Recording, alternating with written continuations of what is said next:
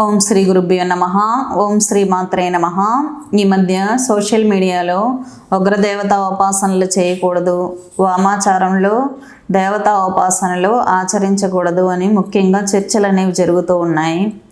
వామాచారం గురించి పక్కన పెడితే ఉగ్రదేవతా ఆరాధనలు అనేవి చేయకూడదు, వారాహి రాజశ్యామల ఉపాసనలను ఆచరించకూడదు, దశమహావిద్యలని ఆచరించకూడదు అని చాలామంది చెప్తున్నారన్నమాట. ఒకటి, ఉగ్రదేవత ఉపాసనలకు వస్తే ఉగ్రదేవతలని వీళ్ళు వర్ణిస్తున్నది వారాహిని, రాజశ్యామల అని, తర్వాత దశమహావిద్యా దేవతలని. ముఖ్యంగా దశమహావిద్యల ఆరాధనకు వస్తే దశమహావిద్యలలో మొదటి మహావిద్య అయిన కాళికాదేవిని గురించి తెలుసుకుందాం. కాళికాదేవి ఉగ్రదేవత, సాత్విక దేవత, రాజసిక దేవత అని ఎవరు చెప్పలేదన్నమాట. ఎందుకంటే విశేషంగా కాళికామాతను అర్చించిన రామకృష్ణ పరమహంస ఈ విధమైనటువంటి సమస్యనే చరిత్రలో ఎదుర్కోవటం అనేది జరిగింది. ఒక వ్యక్తి రామకృష్ణ పరమహంస యొక్క ఉపాసనను హేళన చేస్తూ కాళికాదేవి చాలా ఉగ్రదేవత, కాళీని ఉపాసించకూడదు అని చెప్పి రామకృష్ణ పరమహంసన చేసేటటువంటి ఉపాసన ఆయన హేళన చేస్తాడు. ఆయన అమ్మవారి దగ్గరికి వెళ్ళి ఏడవడం జరుగుతుంది. నువ్వు ఉగ్రదేవతవా, తామసిక దేవతవా, నిన్ను పూజించకూడదా అని చెప్పి రామకృష్ణ పరమహంస కాళికాదేవిని అడగ్గా కాళికాదేవి దర్శనమిచ్చి, ఓ పిచ్చివాడా, రాజసికను నేనే, తామసిక దేవతని నేనే, అలాగే సాత్విక దేవతని కూడా నేనే, సర్వదేవతలు నా నుండే ఉద్భవిస్తారు, సర్వం నాలోనే లయమవుతాయి అని రామకృష్ణ పరమహంసకి తన తత్వాన్ని తానే స్వయంగా తెలియజేయడం అనేది జరుగుతుంది. దీన్ని బట్టి చూస్తే మనం చరిత్రను ఆధారంగా చేసుకుని చెప్పాల్సి ఉంటే రామకృష్ణ పరమహంస యొక్క చరిత్రను ఆధారం చేసుకొని మాట్లాడచ్చు. ముఖ్యంగా కాళికా యొక్క ఆవిర్భావం ఎలా జరిగిందంటే దుష్ట సంహారం కోసం జరిగింది. దుష్ట సంహారం కోసం ఉద్భవించేటటువంటి ఆ మహాశక్తి ఉగ్రంగానే ఉండాలి. ఎందుకంటే మనం యుద్ధం చేసే సమయంలో సాత్వికంగా సత్వగుణమైన మాటలు అనేది మనం మాట్లాడడం. కాబట్టి యుద్ధమే శరణ్యమైనప్పుడు ఉగ్రరూపం అనేది దాల్చాల్సి ఉంటుంది.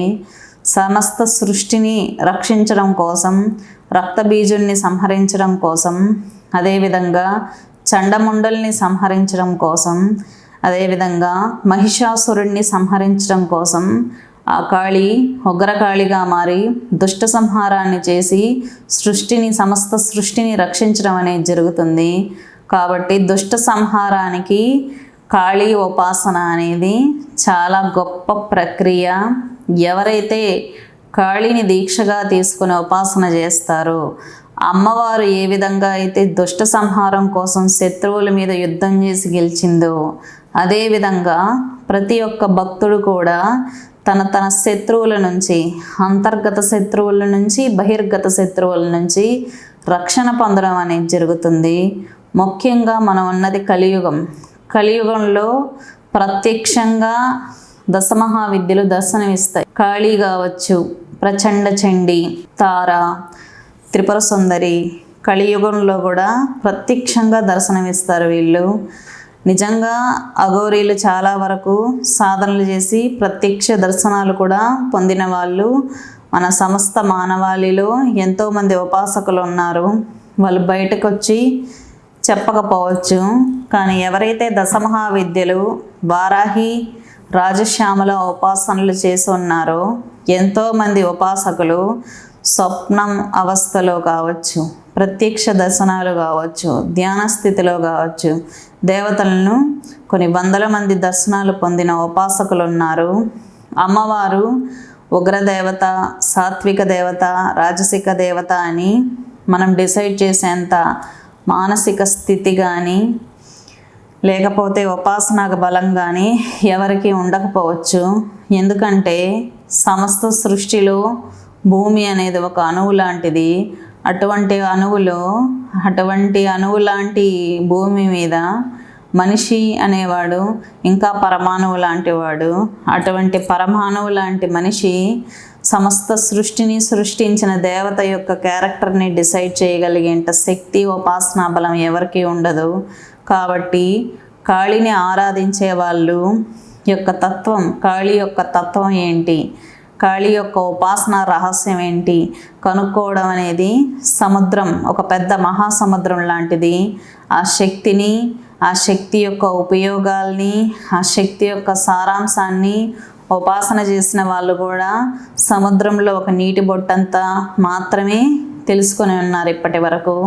ఇంకా తెలియాల్సింది చాలా ఉంది. కాబట్టి కాళీ ఉపాసన చేస్తే అదైపోతుంది, ఇదైపోతుంది అనేది కేవలం అపోహలే.